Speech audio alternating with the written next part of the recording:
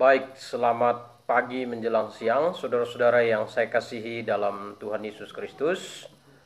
Sesuai dengan janji saya bahwa saya akan menjelaskan sebuah video yang diupload oleh akun YouTube bernama Sanihu Munir yang temanya Matius, Markus, Lukas, dan Yohanes, kepalsuan penulis Injil.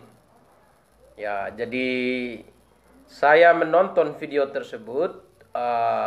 Ustadz Sanihu Munir memenggal perkataan dari percakapan Bapak Bambang Nursena dengan beberapa teman, dan ada orang yang bertanya kepada Pak Bambang Nursena, lalu percakapan itu dipotong dan kemudian Ustadz Sanihu Munir menggunakan pernyataan Bapak Bambang Nursena untuk menyerang kekristenan, untuk membuktikan bahwa kitab-kitab Injil adalah kitab-kitab Matius, Markus, Lukas, dan Yohanes adalah kitab-kitab yang palsu. Ya, nah, setelah saya menonton video tersebut, saya mendapatkan bahwa Ustadz Sanihu Munir gagal membuktikan, baik secara historis, secara data, ya, bahwa kitab Injil adalah kitab yang palsu.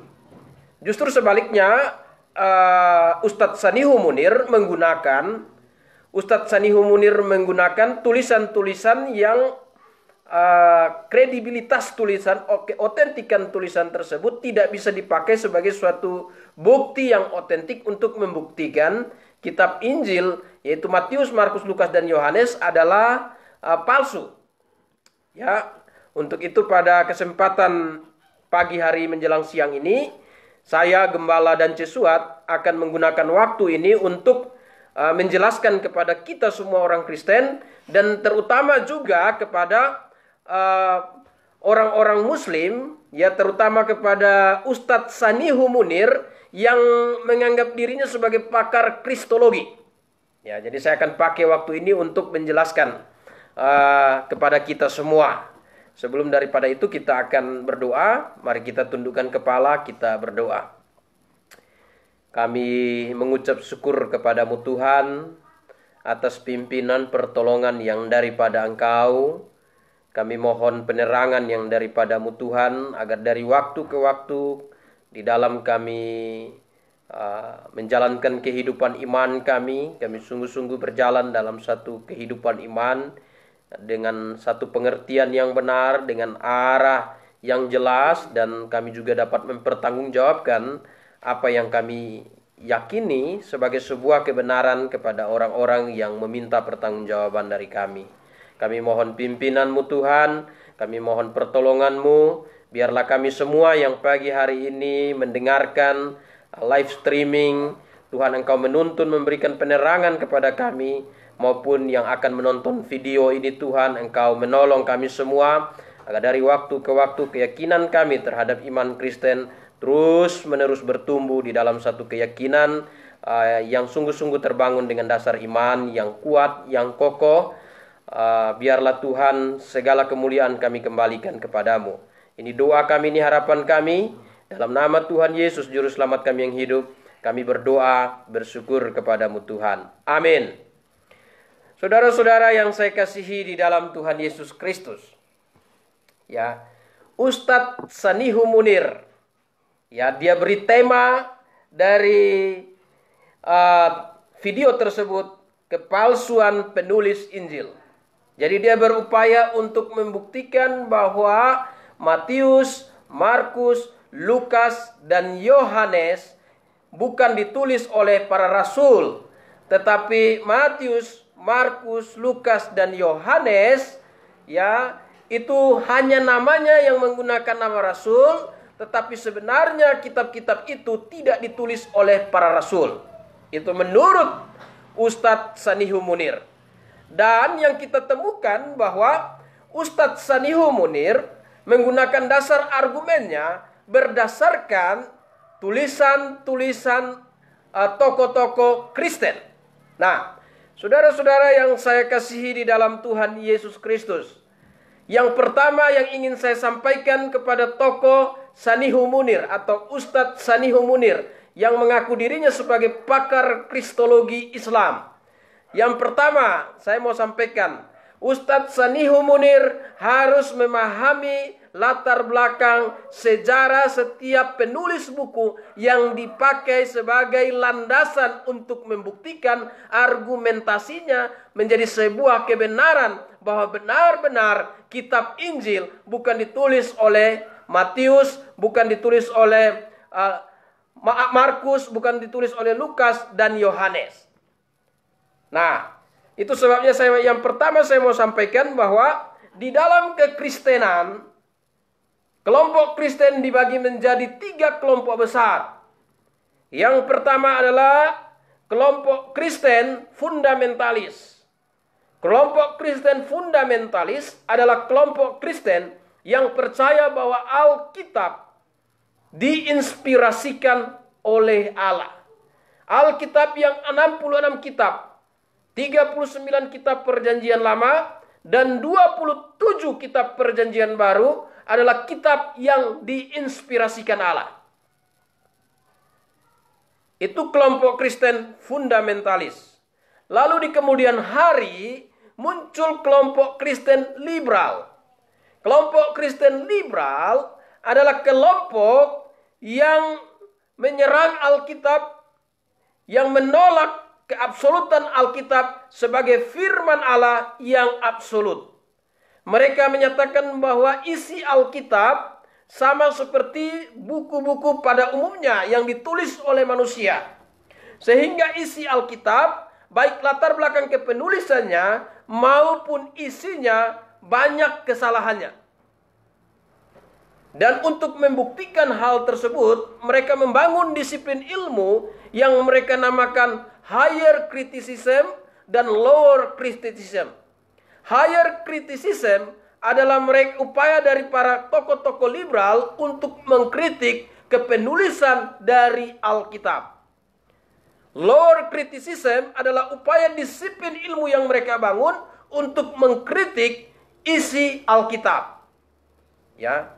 Namun dari sejak niat awal mereka melakukan hal tersebut, semua yang mereka dapatkan dari kesimpulan-kesimpulan mereka bahwa Alkitab tidak benar, Alkitab banyak salah dalam hal sejarah, Alkitab bukanlah firman Allah, kesimpulan-kesimpulan yang mereka bangun hanyalah sebuah asumsi. Dan tahun 1948 ada upaya yang dilakukan oleh Rektor Fuller Theological Seminary, yaitu Harold Ockenga, menjembatani antara kelompok fundamental dan kelompok liberal. Jadi berupaya untuk membangun sebuah kompromi. Kompromi yang dibangun ialah Harold Ockenga dengan para pengikutnya mengatakan Alkitab benar dalam hal iman, tetapi Alkitab ada salah dalam hal-hal yang bersifat sejarah. Nah, itu kelompok Injili. Ya. Dan saya hari ini adalah seorang Kristen fundamentalis.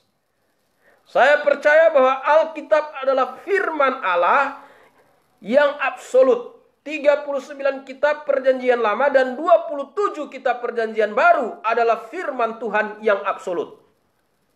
Nah, ini yang pertama yang harus dipahami oleh Profesor Dr. Sanihu Munir.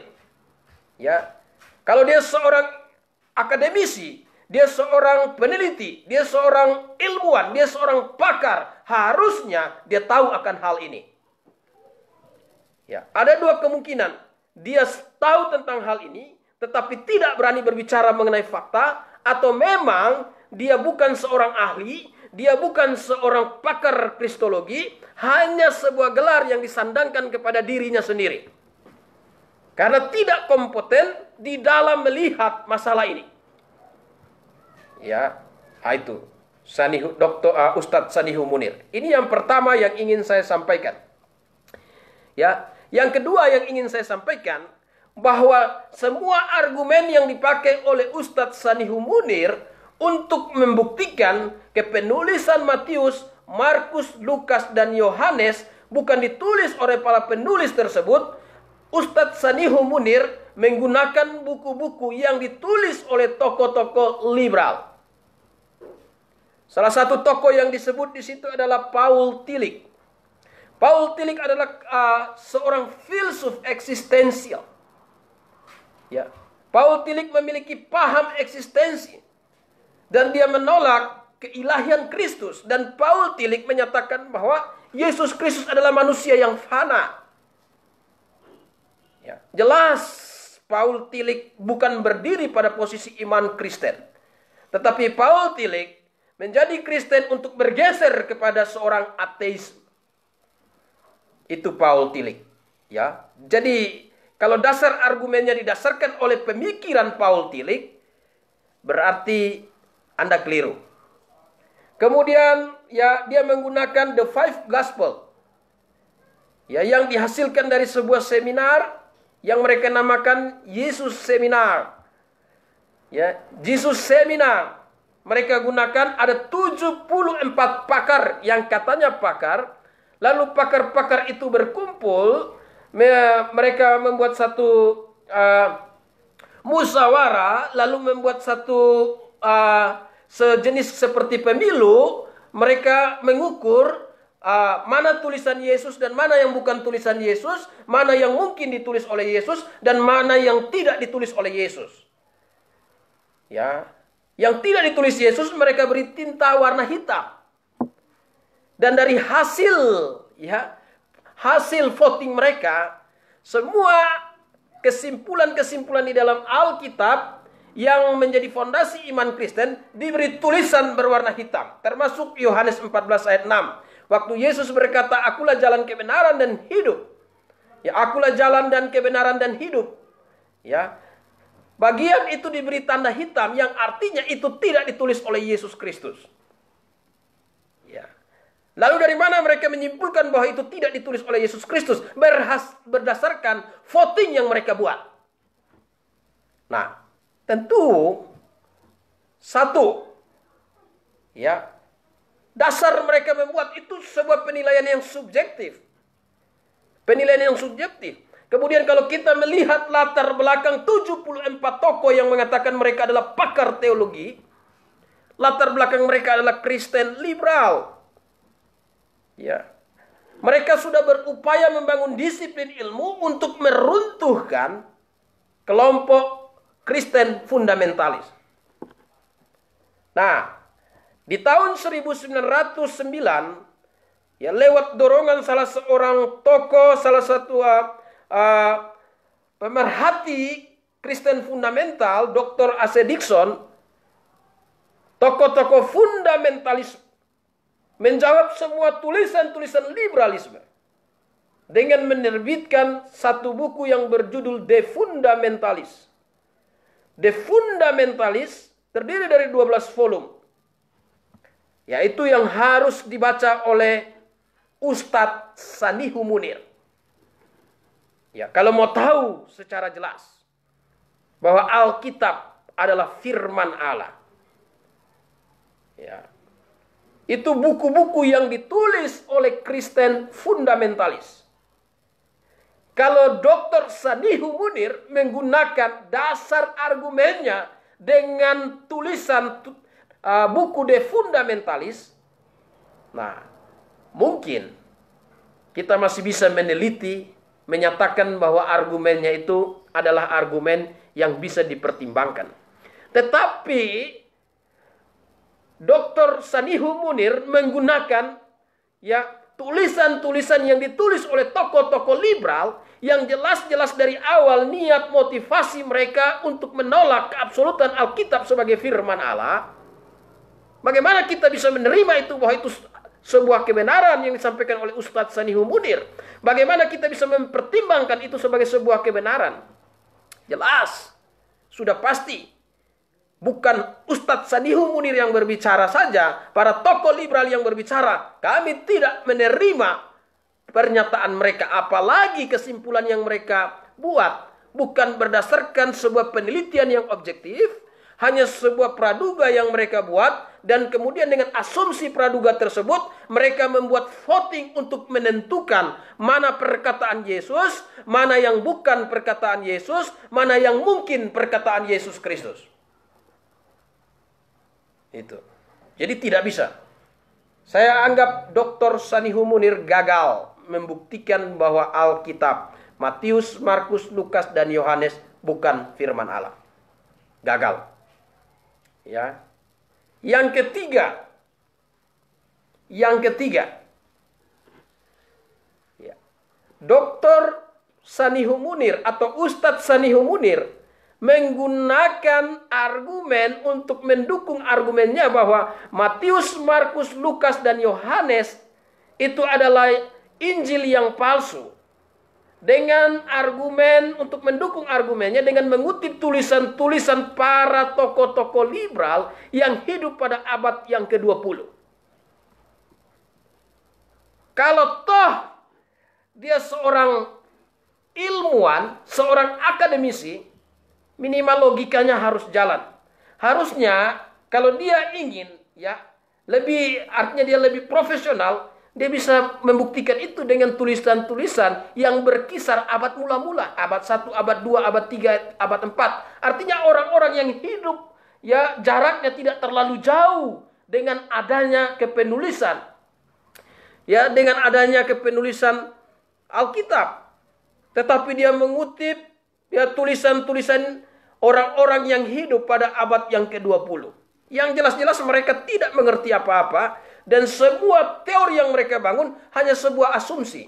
Dan asumsi mereka sudah dipatahkan oleh Kristen fundamental dengan menerbitkan buku yang berjudul De Fundamentalis. Jadi Ustadz Sanihu Munir, saya kira perspektif Anda memandang kekristenan dan Anda memberi gelar diri Anda sebagai pakar kristologi, saya kira Anda gagal. Tema video Anda menyelamatkan juru selamat. Kami tidak menyelamatkan juru selamat. Juru selamat kami yang menyelamatkan kami. Karena Alkitab. Yang keempat, saya mau sampaikan, Alkitab adalah sebuah buku yang sungguh-sungguh menarik perhatian dunia. Alkitab sangat jujur. Alkitab membuka dirinya untuk diperiksa. Tidak ada umat Kristen yang marah ketika isi Alkitab diperiksa, diteliti. Bahkan tidak ada umat Kristen yang marah dan bertindak anarkis ketika ada orang yang berkata Alkitab bukan firman Allah. Tidak ada umat Kristen yang berkata bahwa ini memfitnah ayat Alkitab dan sebagainya. Tidak ada. Karena orang Kristen membangun imannya bukan dengan kekerasan. Tetapi orang Kristen membangun imannya dengan pengertian, dengan akal budi, dengan sesuatu yang logis. Itu sebabnya Alkitab diterjemahkan ke dalam banyak bahasa. Alkitab diperiksa oleh orang-orang Kristen sendiri yang menolak keabsolutan Alkitab. Mereka yang cenderung menjadi seorang ateis. Para tokoh-tokoh filsuf seperti Paul Tillich, Bertrand Russell, dan berbagai macam para tokoh-tokoh liberal yang kemudian melangkah menjadi seorang ateis. Diserang dengan disiplin ilmu yang mereka bangun, mereka namakan higher criticism dan lower criticism. Tapi orang Kristen tidak pernah marah, tapi Alkitab pun tidak dibela oleh manusia. Alkitab sendiri membuktikan dirinya adalah firman Allah dengan tulisannya sendiri. Itu. Yang berikut fakta sejarah. Fakta sejarah. Semua catatan yang ada di dalam Alkitab mengenai latar belakang sejarah, mengenai nama tempat, lokasi-lokasi yang dicatat di dalam Alkitab, semuanya tidak berisi tentang sebuah mitologi, tidak berisi tentang dongeng. Melalui penelitian arkeologi, semua tentang peristiwa-peristiwa yang terjadi di dalam Alkitab dapat dibuktikan bahwa itu peristiwa-peristiwa terjadi di dalam sejarah, dan peristiwa-peristiwa itu adalah peristiwa yang real. Bahkan bahtera di tahun 2004 ditemukan melalui penggalian arkeologi. Ya. Catatan Alkitab adalah catatan yang rasional. Alkitab memiliki narasi yang jelas. Ya. Alkitab mencatat kesalahan Daud, Alkitab mencatat kesalahan Abraham, Alkitab mencatat kesalahan Salomo. Ya. Alkitab mencatat itu. Ya. Lalu di dalam Alkitab ada hal-hal yang katanya mereka bersifat pornografi. Bersifat pornografi. Tetapi mereka tidak tahu bahwa Alkitab berkata jujur bahwa tidak ada seorang pun yang benar. Abraham adalah manusia yang punya kesalahan juga. Daud adalah manusia yang punya kesalahan juga. Karena Alkitab sudah berkata bahwa semua orang sudah berdosa dan sudah kehilangan kemuliaan Allah. Alkitab membuktikan bahwa baik itu Abraham, Ishak, Yakub, Daud, Nuh, mereka juga manusia yang ada kesalahannya. Tidak ada manusia yang sempurna. Alkitab menulis secara jujur. Isi Alkitab, ya, isi Alkitab berisi catatan sejarah dengan narasi yang jelas. Dibuktikan di dalam pembuktian arkeologi bahwa semua tentang peristiwa yang tercatat di dalam Alkitab, tempat-tempat semua ada, dibuktikan lewat penggalian arkeologi. Ya, catatan sejarah. Lalu Alkitab juga berisi perintah, berisi pernyataan. Ya. Alkitab berisi hal-hal yang bersifat narasi, deskripsi, dan hal-hal yang bersifat argumentasi. Ya, perintah dan pernyataan dicatat oleh Alkitab. Alkitab bukan penggalan-penggalan pernyataan yang dibuat oleh manusia, tetapi Alkitab juga memiliki narasi dari sebuah peristiwa. Ya. Jadi itu yang harus Dr. Sanihu Munir pahami tentang Alkitab. Ya. Itu yang harus Dr. Sanihu Munir pahami tentang Alkitab. Nah, lalu bagaimana kita membuktikan bahwa sebenarnya argumentasi, bagaimana kita bisa yakin bahwa Alkitab adalah firman Allah yang absolut? Dalam hal ini, pagi ini saya mau sampaikan mengenai Matius, Markus, Lukas, dan Yohanes. Pertama, kalau kita melihat latar belakang sejarah, ya, tulisan-tulisan Rasul itu dipelihara oleh jemaat. Ketika rasul-rasul masih hidup, jemaat-jemaat menerima surat-surat itu dan memelihara surat-surat tersebut. Dan kemudian surat-surat tersebut disalin. Disalin oleh jemaat-jemaat. Ada yang disalin secara khusus untuk ditinggalkan di dalam tempat pertemuan jemaat. Dan ada yang disalin untuk kepentingan pribadi. Ya. Jemaat menjaga salinan-salinan tersebut. Itu sebabnya ada penanggalan manuskrip yang tertua. Ya. Manuskrip yang tertua, yaitu P52 yang tertanggal tahun 100-an, yang terpelihara, apografa yang disalin dari autografa. Ya. Dan tidak ada penulis di abad mula-mula yang melawan bahwa Matius, Markus, Lukas, dan Yohanes bukan tulisan rasul-rasul. Ya. Itu. Alkitab membuktikan dirinya firman Allah. Dipelihara oleh jemaat. Jemaat memegang keempat Injil ini sebagai firman Allah. Dan sesudah itu, lewat periode waktu, semua tulisan-tulisan dikumpulkan. Dan lewat saksi hidup para rasul mengesahkan bahwa ini firman Allah. Sebuah kitab diterima sebagai firman Allah. Untuk perjanjian lama pertama, Tradisi Yahudi mengakui 39 kitab PL sebagai firman Allah. Ya. Yang kedua, Tuhan Yesus sendiri mengakui 3 kelompok kitab sebagai firman Allah dalam kitab Perjanjian Lama dalam Matius 24 ayat 44. Yang ketiga, para penulis Perjanjian Baru mengutip kitab Perjanjian Lama sebagai firman Allah. Nah, untuk Perjanjian Baru, tulisan yang diterima sebagai firman Allah, yang pertama tulisan tersebut harus ditulis oleh Rasul. Jemaat mula-mula tidak pernah menolak, oh ini bukan Matius yang tulis, oh ini bukan Markus yang tulis, oh ini bukan Lukas yang tulis, ini bukan Yohanes yang tulis. Mereka tidak pernah menolak itu. Mereka menerima, oh ini tulisan Rasul. Ya. Yang kedua, kalau itu bukan tulisan Rasul, maka yang diterima sebagai firman Allah, minimal tulisan tersebut didukung oleh Rasul. Seperti Injil Markus didukung oleh Petrus. Ya. Dan yang ketiga, ya, disaksikan atau dinyatakan Rasul bahwa itu adalah firman Allah. Dan Rasul terakhir yang wafat di dunia ini adalah Rasul Yohanes di Pulau Patmos sekitar berkisar tahun 96 dan 97. Itu sebabnya sesudah kitab Wahyu, jemaat mula-mula tidak menerima lagi kitab-kitab lain yang mengaku dirinya sebagai firman Allah. Jadi dibukukan menjadi sebuah buku. Dan buku itu diklaim, diyakini oleh iman Kristen sebagai firman Allah yang absolut. Beribu-ribu tahun firman Allah itu dipelihara.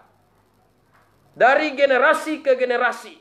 Lewat manuskrip, lewat kodeks, dan sampai akhirnya diedit menjadi sebuah buku. Alkitab. Dr. Sanihu Munir, ya Profesor, ya Sanihu Munir, Ustadz Sanihu Munir. Ya.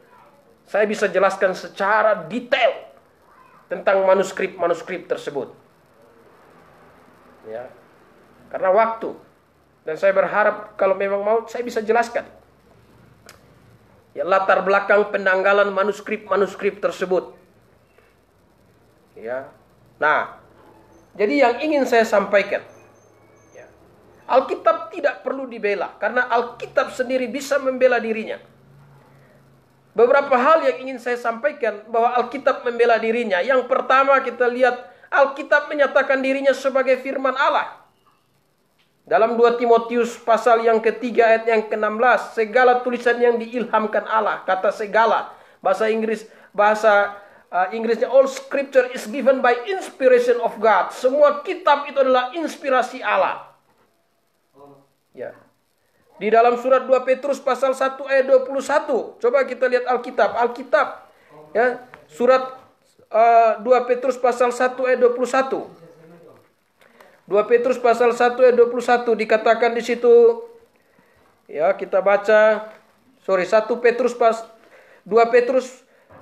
Petrus pasal 1 ayat 21 dikatakan, sebab tidak pernah nubuat dihasilkan oleh kehendak manusia, tetapi oleh dorongan Roh Kudus orang-orang berbicara atas nama Allah. Ya. Alkitab isi-isi tulisan-tulisan yang ada di dalam Alkitab, nubuat-nubuat yang ada dalam Alkitab. Alkitab berbicara tentang peristiwa yang sudah terjadi, yang sedang terjadi, dan yang akan terjadi. Bahkan mengenai keadaan hari ini virus corona. Secara implisit Alkitab sudah menyatakan hal itu di dalam Lukas 21 ayat 9 dan 10. Ya. Dan Tuhan Yesus ketika dia hadir di dunia menerima 39 kitab PL sebagai firman Allah. Bisa baca Matius pasal 4 ayat yang keempat, ayat 7, ayat 10. Waktu dia cobai, dia kutip firman Perjanjian Lama sebagai firman tertulis.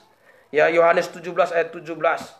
Ya, kitab Yesaya mencatat tentang nubuat dalam Alkitab. Alkitab berbicara nubuat yang lalu, nubuat yang sekarang, dan yang akan datang. Sudah ditulis oleh Alkitab, yang lalu digenapi dan yang baru dinubuatkan lagi. Nanti penggenapan nubuat yang lalu, yang akan datang. Bisa baca di dalam Yesaya 42 ayat 8-9. Yesaya 46 ayat 9 dan 10. Ya, nubuat yang sudah digenapi itu 4 kerajaan, mimpi Nebukadnezar secara jelas, secara gamblang dicatat dalam kitab Daniel. 4 kerajaan, Babel, Media Persia, Yunani, dan Romawi. Alkitab catat itu. Dari sisi ilmu pengetahuan, Alkitab sudah menyampaikan bahwa ya bumi ini diletakkan pada kehampaan. Di dalam Ayub 26 ayat 7. Di dalam Yesaya 40 ayat 20 dikatakan bumi ini bulat. Sebelum para ilmuwan menemukan bahwa udara punya tekanan, Ayub pasal 28 ayat 25 sudah katakan udara ini punya tekanan. Alkitab membuktikan dirinya sebagai firman Allah. Jadi kenapa orang Kristen begitu yakin dengan Alkitab sebagai firman Allah? Orang Kristen bukan menerimanya hanya semata-mata menerima dengan keyakinan ya tanpa dasar, tetapi menerima dengan keyakinan yang berdasarkan satu argumen yang logis, yang punya fakta sejarah, yang punya data yang otentik. Ya, Alkitab jujur, dia rela diperiksa. Ya, Alkitab bukan sebuah buku yang dalam satu malam tiba-tiba ada dalam bentuk tulisan buku. Ya, Alkitab bukan sebuah buku yang tidak rela untuk diperiksa, untuk diteliti kebenarannya. Alkitab bukan buku yang seperti itu. Karena Alkitab adalah tulisan yang diinspirasikan oleh Allah. Sehingga isi Alkitab semua berisi mengenai kebenaran-kebenaran. Silahkan kebenaran itu diuji. Itu. Ya, jadi Ustadz Sanihu Munir, Anda gagal membuktikan bahwa Matius, Markus, Lukas, dan Yohanes adalah Injil yang palsu. Ya, karena untuk mendukung dasar argumen Anda menggunakan tulisan-tulisan para pakar-pakar Kristen liberal. Dan tokoh-tokoh liberal tersebut membuat kesimpulan berdasarkan asumsi mereka. Mereka katakan itu bukan Markus yang tulis, itu bukan Yohanes yang tulis. Tetapi apa datanya? Mereka tidak punya data itu. Mereka tidak punya data tersebut. Mereka hanya berasumsi saja. Bahwa itu muncul abad sekian.